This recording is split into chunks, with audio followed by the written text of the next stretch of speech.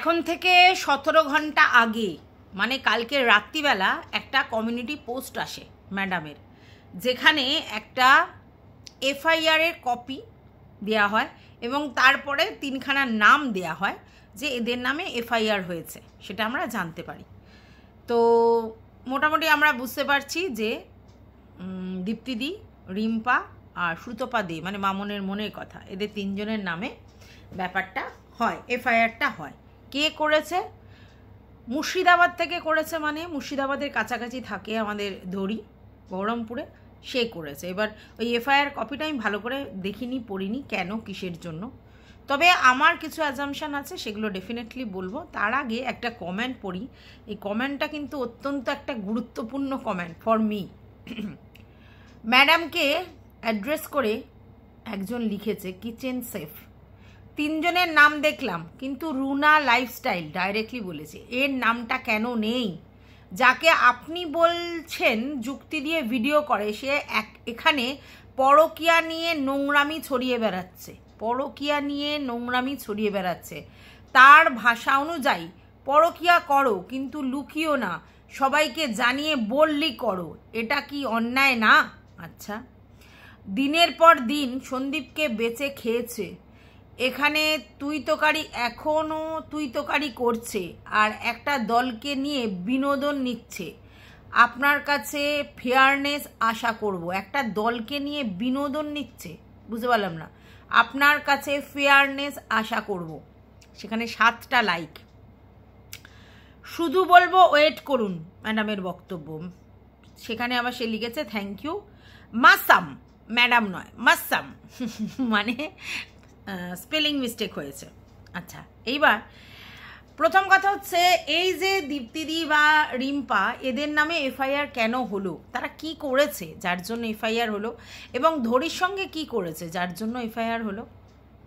ব্যাপারটা হচ্ছে কালকে না দীপ্তিদি এবং রিম্পা দুজনেই বলেছে যে আমাদেরকে কোনো কিছু মেনশন করবেন না আমাদের মানে ভিডিওতে, আপনার ভিডিও আমাদের কোনোদিন কোনো মেনশন করে কারো নাম উল্লেখ করেনি, এবং বলেছে কেউ যদি আমাদের মেনশন করে তার দায় আমাদের নয়। এর মানে কিছু লিখেছে না, আমি তখন বুঝতে পারিনি কেন বলছে যে মেনশন করবে না, কে মেনশন করেছে, কাকে বলতে চাইছে, দুজনেই লিখেছে। তারপরেই কিন্তু এই ঘটনাটা, তা আমার তখন মনে হলো যে কোনো একজন মেনশন করেছে, যার মেনশনটা ওদের জন্য হয়তো প্রবলেম হতে পারে, তাই বলছে। তো আজকের তো ভেরি ক্লিয়ার যে এই কেসটা কি সংক্রান্ত, এই কেসটা, এই এফআইআরটা, কেস নয় এফআইআরটা কি সংক্রান্ত। তোমরা জানো যে কিছুদিন আগে ফোনের মধ্যে ওভার টেলিফোনিক ধরির ছেলের সম্বন্ধে খুব বাজে বাজে কথা এবং অত্যন্ত অশ্রাব্যভাবে গালাগালি দিয়ে একটা মানে কল হয়েছিল, যেই কলটায় এই ছিল, মানে আমি নামটা বলছি না, ঝামুন, এবং সে প্রচুর বাজে গালাগালি দেয় এবং সেইটা কিন্তু বাইরে বেরিয়ে আসে, আমরা জানি। এবং তারপর অনেক কিছু হয়ে যায়, সে বলে যে এখান থেকে ছেড়ে চলে যাবে, কিন্তু পরবর্তীকালে সে আবারও ভিডিও করতে আসে। সেটা নিয়ে আমার কোনো কিছু বলার নেই, কে এখানে থাকবে, কে এখান থেকে চলে যাবে, কে কীভাবে কী করবে তা আমার বলার দরকার নেই। কিন্তু এই যে মুখের ভাষা, এটাকে আমি ভীষণ ডিসলাইক করি। প্রচণ্ড বাজে ভাষায় অশ্রাব্যভাবে এই মেয়েটি ভিডিও করতো। এখনও অনেক ভিডিওতে ও এরকম করেছে, এখন রিসেন্টলি ভিডিওতে আর কোনো সেরকম দেখছি না, কিন্তু অতিরিক্ত করতো। এবার সেই সময় কিন্তু দীপ্তিদি আর রিম্পা দুজনে মিলে এই কনফারেন্স কলে ছিল এবং এর হয়ে বলেছিল যে এই ব্যাপারটা বন্ধ করে দিন, এই যে বাজে বাজে কথা বলছে ওকে নিয়ে, মানে ধরি আর এই ঝামনের মধ্যে তখন কিছুটা হচ্ছিল ঝামেলা, তো বাজে বাজে কথা বলছে, ওর মাতৃত্বের জায়গাটা নিয়ে কথা বলছে, সেটা খুব একটা ভালো লাগছে না, তাই বাদ দিয়ে দিন, এরা ছেড়ে দিন। তো ম্যাডামের কাছে ওনারা জানাতে চেয়েছিলেন এবং সেটা জানিয়েছিলেন, কিন্তু তার মধ্যে উত্তেজিত হয়ে গিয়ে এরকম স্ল্যাং অকথ্য ভাষায় কথা বলে। তো ব্যাপারটা কোথায় যায়? ব্যাপারটা যারা আমার হয়ে সালিশি করতে গেছে তারা কিন্তু কি হয়, একটা মানে কি বলবো, এতে পড়ে যায়, মানে কিংকর্তব্যবিমূঢ় জায়গায় পড়ে যায় যে ভাই আমরা যার হয়ে সালিশি করতে গেলাম, যে কিছু হোক না হোক ওর মাতৃত্বের জায়গাটা নিয়ে না যেন বলে বা এরকম না কথা হয়, সেখানে যদি সেই মেয়েটি অন্য মেয়ের সন্তানকে নিয়ে বলে, ভালো করে বোঝো, সন্তানকে, এবং অকথ্য কথা এবং অভিশাপ ফভিশাপ যা খুশি তাই বলতে থাকে, তাহলে সেই জিনিসটা কি হবে? সেই জিনিসটা কিন্তু একদমই যারা গেছিল তাদের মুখে চুনকালি পড়লো, যারা ওর হয়ে বলতে গেছিল। কারণ আমি যার হয়ে বলছি সে যদি নিজে এরকম অশ্রাব্য কথা বলে তখন আমার আর মুখটা থাকে? তো সেদিনকেই দীপ্তিদি আর রিম্পার মুখটা কিছু হলেও পুড়েছিল এর জন্যে, এবং পরবর্তীকালে দীপ্তিদি এসে কান্নাকাটি করে লাইভ করেছিল এবং পরিষ্কার জানিয়েছিল ওর সঙ্গে আর কোনো সম্পর্ক নেই, আর যে এভাবে বাচ্চাদেরকে নিয়ে বলে তাকে কোনোভাবেই মাফ করা যায় না, এরকম করে করে ভিডিও টিডিও করেছিল, তোমরা দেখেছো, মানে লাইভ ফাইভ করেছিল, দেখেছিলে। তারপরে হঠাৎ দেখি ভেরি রিসেন্ট দীপ্তিদির সঙ্গে যখন এই হার্টের কোনো টাগোফার চলছিল বা এরকম কিছু, ও আবার মধ্যখান দিয়ে টপকে মানে হার্টকে অনেক বাজে বাজে কথা বলতে থাকে, এবং তখন কিন্তু আবার দীপ্তিদি ওকে অ্যাপ্রিসিয়েট করে, বলে যে ওর ভিডিওগুলো দেখো। আমি না অবাক হয়ে গেছি যে কেন বললো উনি তো জানেন যে এই মহিলা কি ধরনের বাজে বাজে ভাষা বলে, ওনার হয়ে ভিডিও করুক আর যাই করুক এই রকম জিনিসগুলোকে তো সাপোর্ট করা যায় না। তো ওটা আমি না ব্যাপারটাকে ভাবছিলাম যে ব্যাপারটা কি, আমি এটা তো ঠিক আমার ভালো লাগছে না, কারণ এই মহিলা নিজের ভাষা সম্বরণ করছে না, নিজে কিছু ঠিকঠাক করে বলছে না, বাজেভাবে রিয়্যাক্ট করছে, তো কেন, কিসের জন্য? তো যাই হোক, আজকের ডেটে এটা ক্লিয়ার যে এই ইউটিউব প্ল্যাটফর্মে শুধুমাত্র নিজের এই যে বক্তব্য, নিজের এই মুখ, এটাকে বিশ্বাস করো, বাদ বাকি কারোর কথা বিশ্বাস, কারোর সঙ্গে বন্ধুত্ব, কারোর হয়ে সাফাই গাওয়া, কাউকে বাঁচানো, কাউকে প্রোটেক্ট করা কখনো নয়। কন্টেন্টের জন্য তোমাকে যেটুকুনি বলতে হবে ঠিক আছে, বাদ বাকি পার্সোনালি কারোর সঙ্গে ফোনালাপ, কারোর সঙ্গে যোগাযোগ, কারোর জন্য সাফাই গাওয়া, কারোর জন্য ভালো কথা বলা, কারোর সঙ্গে বন্ধুত্ব রাখা কত বড় যে তাদের জন্য হার্মফুল হয়ে যাচ্ছে সবাই কিন্তু বুঝতে পারছো। এবার দেখো, আমি একটা জিনিসই বুঝি যে এমন কাজ কেন করব যেখানে আমাদের এরকম সমস্যার সম্মুখীন হতে হয়। এবার আমরা জানি যে দীপ্তিদি বা রিম্পা এই ব্যাপারটাতে কিছুই করেনি, মানে এফআইআর হওয়ার মতো কিছুই করেনি, করেছে কি করেনি, কিন্তু এমন একটি মহিলাকে সাথ দিয়েছে যেই মহিলার জন্য তাদেরকে কিন্তু আজকের এই হ্যাপাটা পোয়াতে হবে। এটা বুঝতে পারছো তো?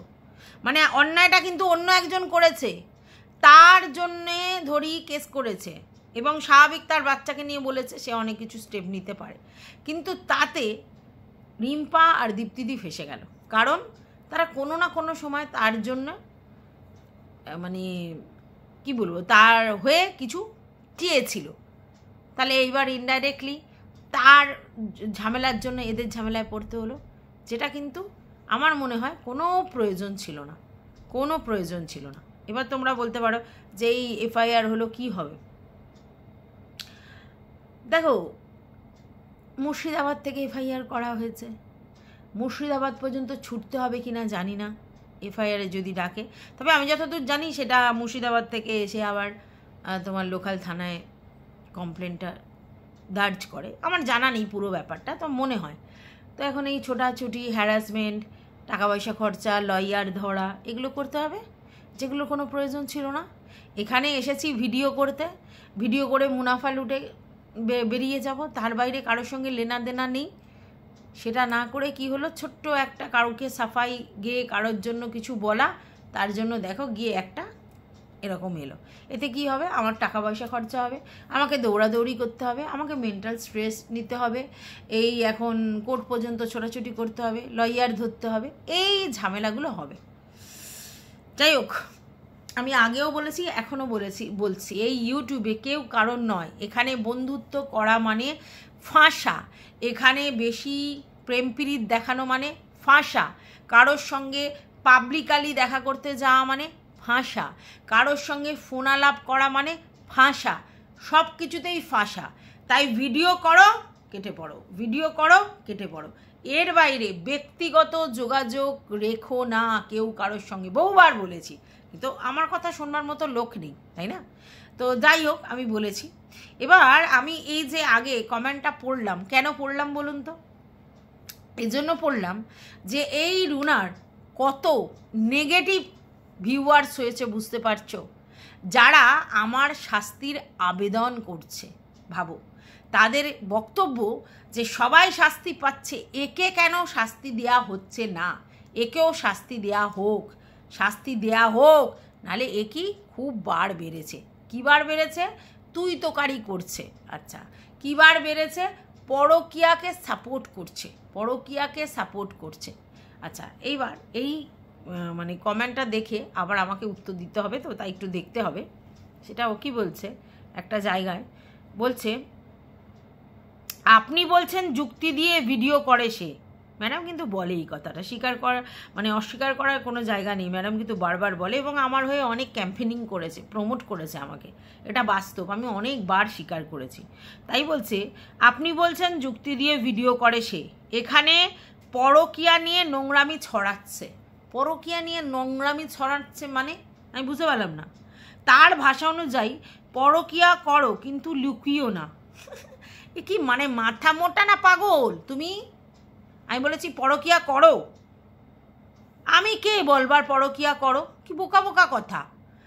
আমি না তো টিনুকে কোনোদিন বলেছি পরকীয়া করো, আর না তো সীমাদিকে বলেছি তুমি কোনোদিন পরকীয়া করো। আমি কাউকেই কোনোদিন বলিনি পরকীয়া করো। আমি কি করে বলবো? যেটা সামাজিকভাবে অবৈধ, আমি সামাজিক মানুষ হয়ে আমি লোককে বলে হ্যাঁ পরকীয়া করো, হ্যাঁ পরকীয়া করো। হ্যাঁ, কি পাগল না মাথা মোটা তোমার? আচ্ছা, কিন্তু লুকিও না, আমি কি বলেছি আর এ কি মানে করেছে?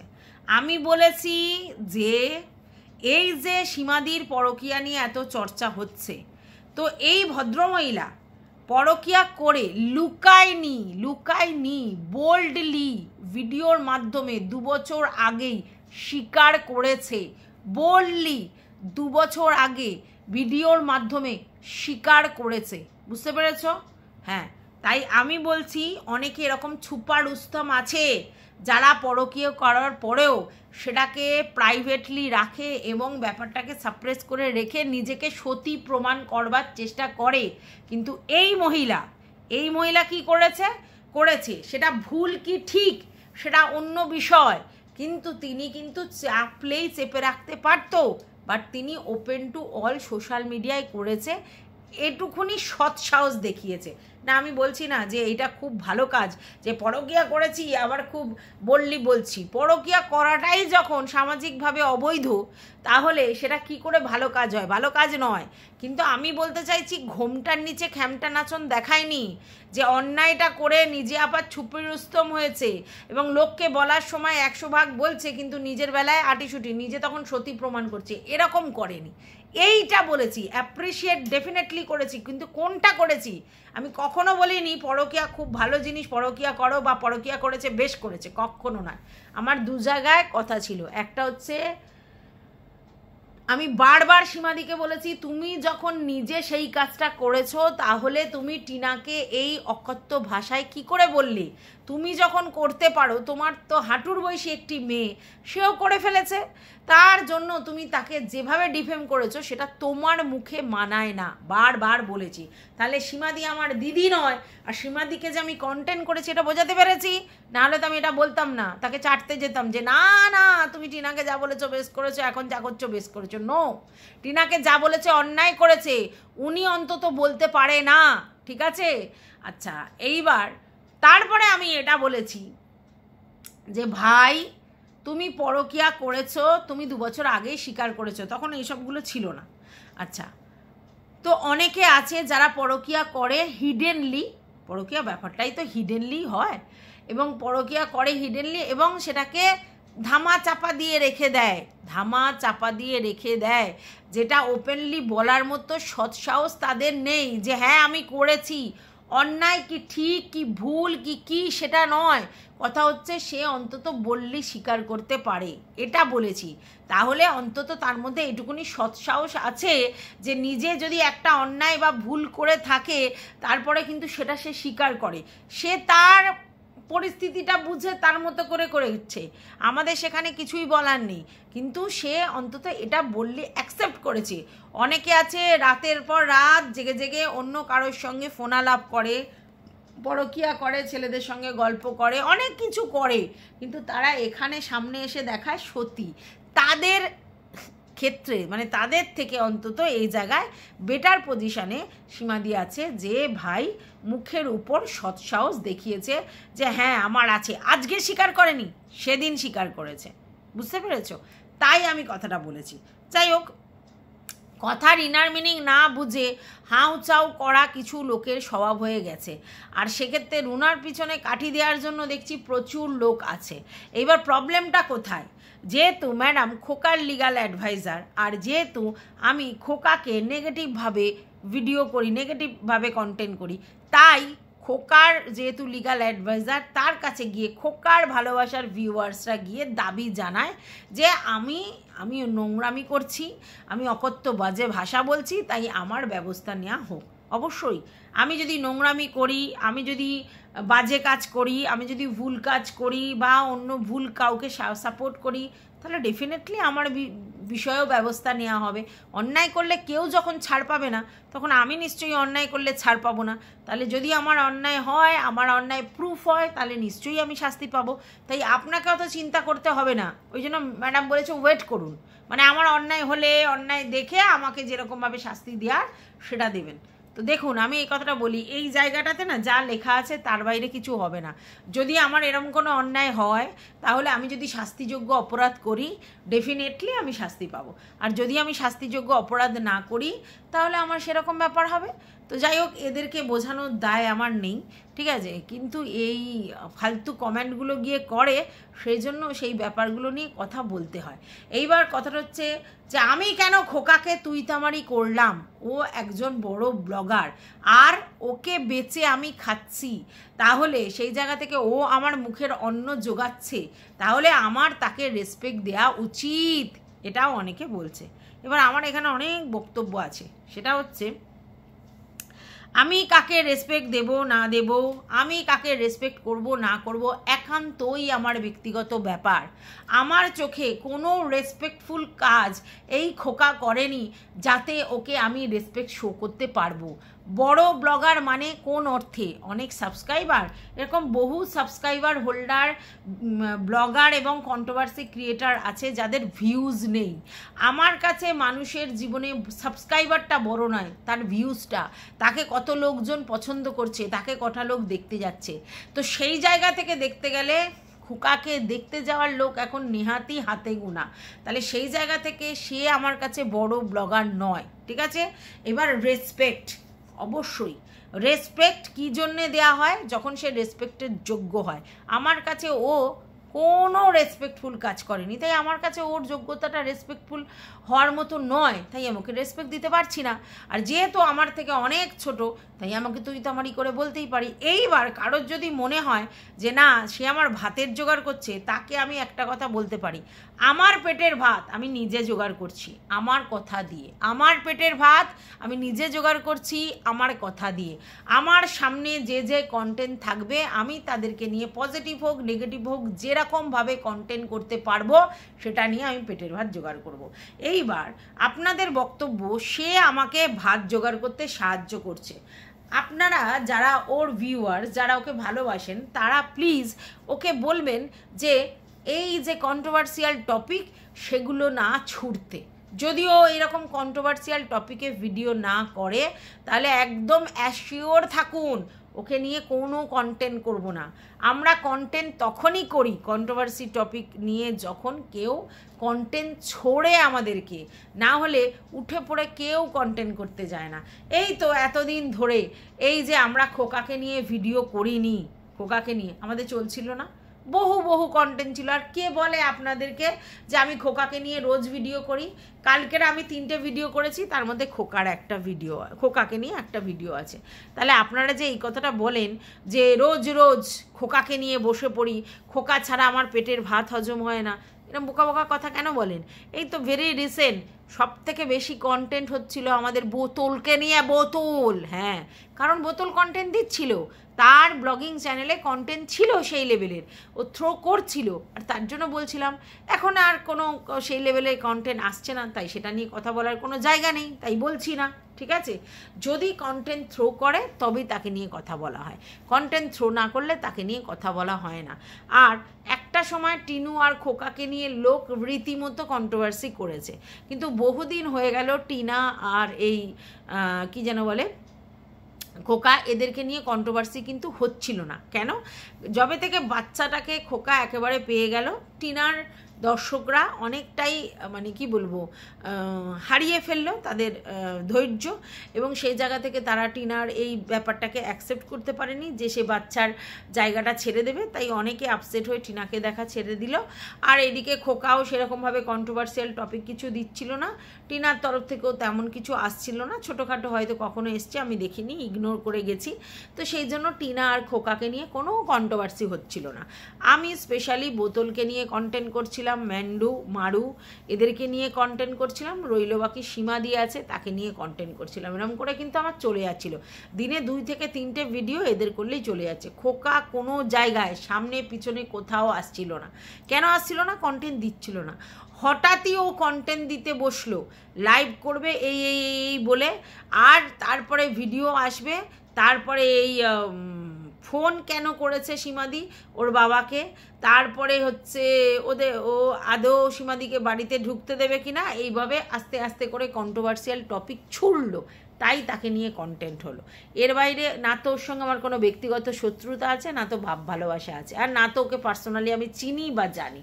তাহলে ও যতদিন কন্টেন্ট দেয়নি কন্টেন্ট হয়নি, ও যখন থেকে কন্টেন্ট দিয়েছে তখন কন্টেন্ট হয়েছে। ঠিক আছে, বোঝাতে পেরেছি নাকি না আরও বোঝাতে হবে? তবে হ্যাঁ, আবার কন্টেন্ট একটা আজকে সকালেও দিয়েছে, সেই কন্টেন্ট আমি ভালো করে দেখব, তারপর তার উপরে অবশ্যই ভিডিও করব। আমি আবারও বলছি, এক হাতে তালি বাজে না। টিনা আর খোকার মধ্যে দুজনেরই দোষ ছিল সংসারটা ভাঙবার পিছনে, অন্য কোনো থার্ড পার্সন লোকের সেইভাবে কোনো দোষ ছিল না, কিন্তু তারা সবাই অনুঘটকের কাজ করেছে।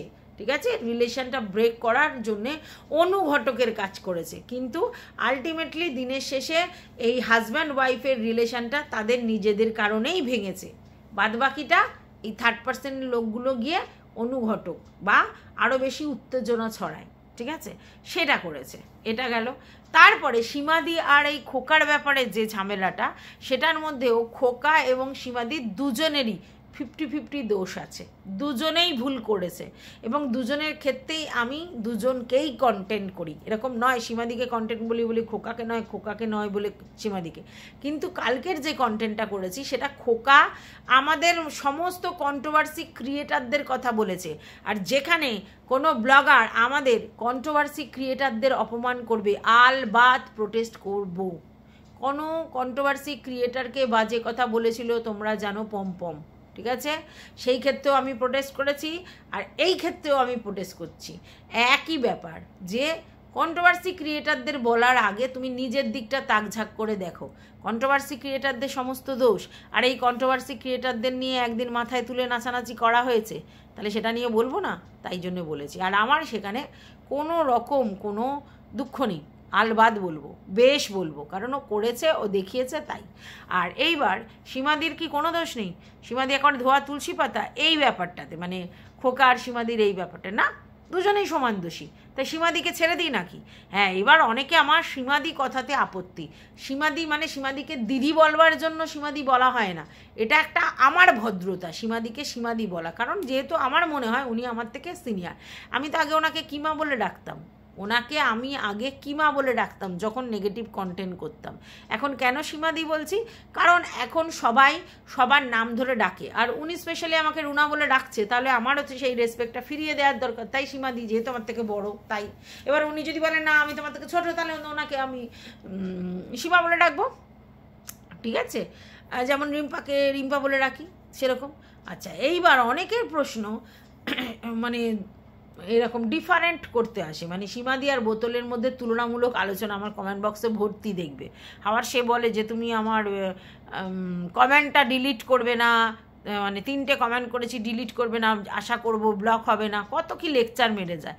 ভাই রে ভাই, তোদেরকে একটা কথা বলি শোন, মানে যেসব ভিউয়ার্সরা আমাকে লিখে যাচ্ছি সেরকম কথা, যে কমেন্ট ডিলিট করা আমার কর্ম নয়, আমি করি না এটা। যার হয়ে সাফাই গাইতে আসো আমাদের এই কমেন্ট বক্সে, তার এরকম স্বভাব।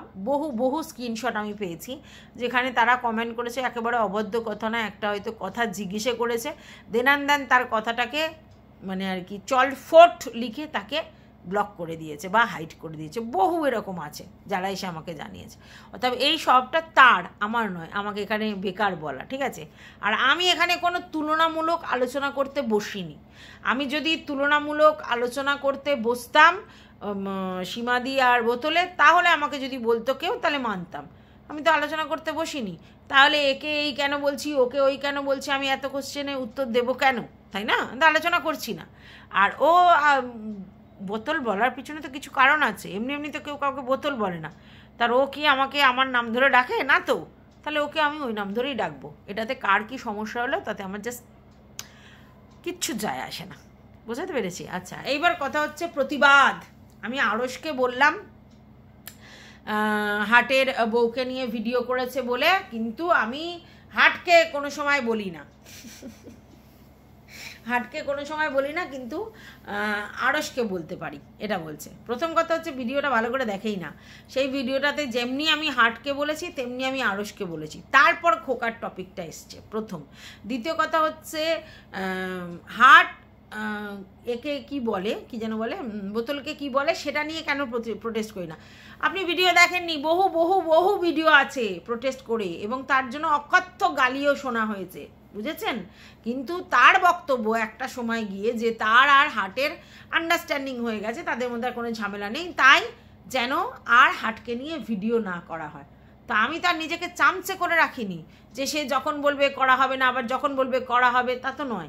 তাহলে আমার এখন দায় পড়েছে, কেউ তো নিজেই বলেছে করতে হবে না তাকে নিয়ে ভিডিও, তাহলে কি দরকার আছে ওদের মধ্যে ঢোকা? আর আমি অনেকদিন আগেই একটা ভিডিও করেছিলাম যে এদের আমি ব্যাপারটা বুঝিই না, মানে এদের যে ঝামেলা ঝগড়া অশান্তি, বা কারণ এরা নিজেদের মধ্যে পরস্পর কথা বলে, এদের কল রেকর্ড হয়, এরা একে অপরকে নানা কথা বলে রেখেছে, প্রাইভেট কথা।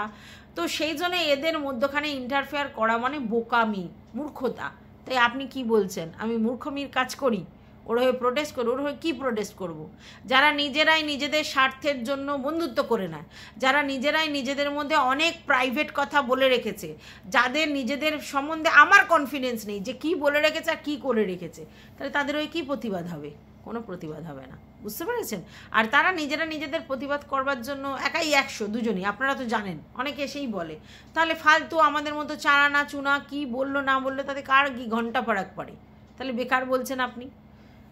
তো যাই হোক, আমি ভিডিওটা এই পর্যন্তই রাখছি। আশা করি তোমাদের ভালোই লাগবে ভিডিওটা। আর যদি তোমাদের কিছু বলার থাকে অবশ্যই কমেন্ট বক্সে জানাবে, আর পারলে একটা লাইক করে দেবে। টাটা।